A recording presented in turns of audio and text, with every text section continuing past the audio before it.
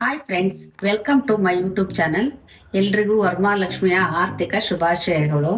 ನೋಡಿ, ವರಮಹಾಲಕ್ಷ್ಮಿ ಹಬ್ಬಕ್ಕೆ ನಾವು ಈ ರೀತಿ ರೆಡಿ ಮಾಡಿದ್ದೀನಿ. ಲಕ್ಷ್ಮಿನ ಸಿಂಪಲ್ ಆಗಿ ರೆಡಿ ಮಾಡಿದ್ದೀನಿ.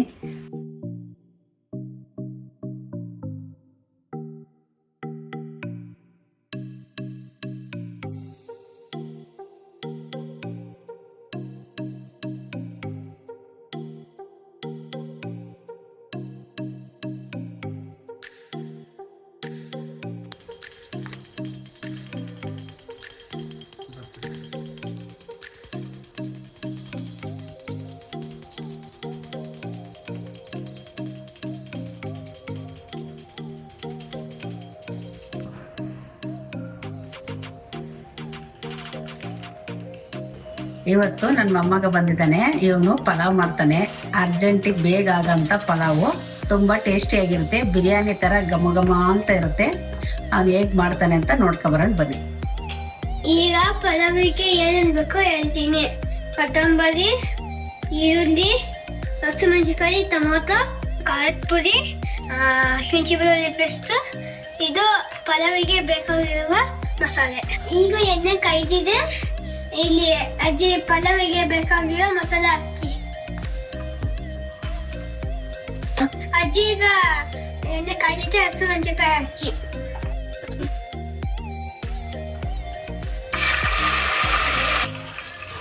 ಈರುಳ್ಳಿ ಹಾಕ್ಲಾ?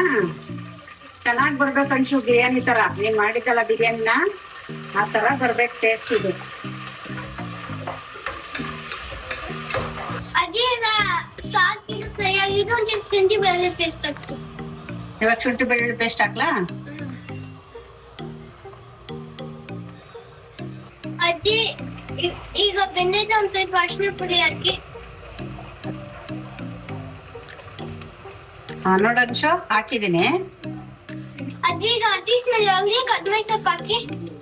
ಆಮೇಲೆ ಟೊಮೊಟೊ ಹಾಕಿ ಫ್ರೈ ಮಾಡ್ಕೋಬೇಕು. ಆಯ್ತು, ಈಗ ಒಂದು ಸ್ವಲ್ಪ ಟೊಮೊಟೊ ಹಾಕ್ತಾ ಇದ್ದೀನಿ ಟೊಮೊಟೊನ. ಅಜ್ಜಿ ಒಂದು ಸ್ವಲ್ಪ ಖಾರದ ಪುಡಿ ಹಾಕಿ ಫ್ರೈ ಆಗಿದೆ. ಸ್ವಲ್ಪ ಕಲಿಸ್ಕೊಂಡು ಅದಾದ್ಮೇಲೆ ಹಾಕಿ ಬಿರಿಯಾನಿ ಮಸಾಲೆ ಹಾಕಿ.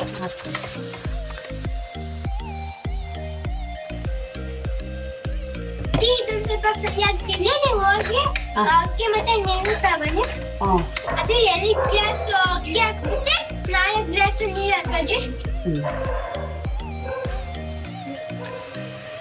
ಅದೇ ಒಂದ್ ಸ್ವಲ್ಪ ಅಕ್ಕಿ ಹಾಕಿ.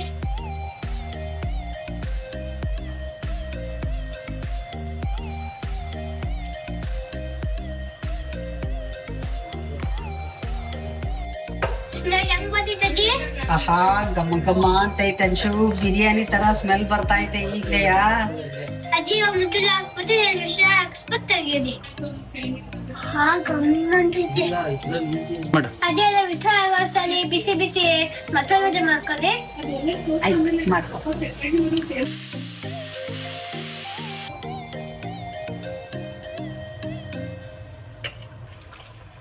ಬಿಸಿ ಬಿಸಿಯಾಗಿ ಪಲಾವಿನ ಜೊತೆ ತಿಂತಾ ಇದ್ರೆ ತುಂಬಾ ಟೇಸ್ಟಿ ಆಗಿರುತ್ತೆ. ಹೊರಗಡೆ ತಿನ್ನೋದ್ಕಿಂತ ಮನೇಲೆ ಹಿಂಗ್ ಮಾಡ್ತಿಂದ್ರೆ ತುಂಬಾ ಚೆನ್ನಾಗಿರುತ್ತೆ.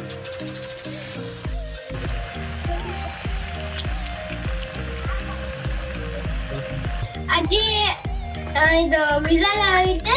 ಮುಚ್ಚಳ ತೆಗೀರಿ. ಹಾ, ಗಮ್ಮ ಅಂತೈತೆ.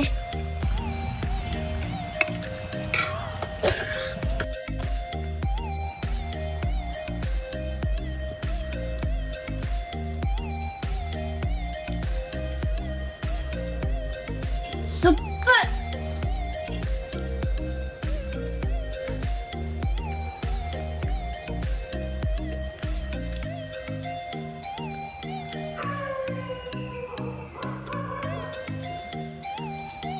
ಸೂಪರ್. ಒಳ್ಳೆ ಉಂಟು.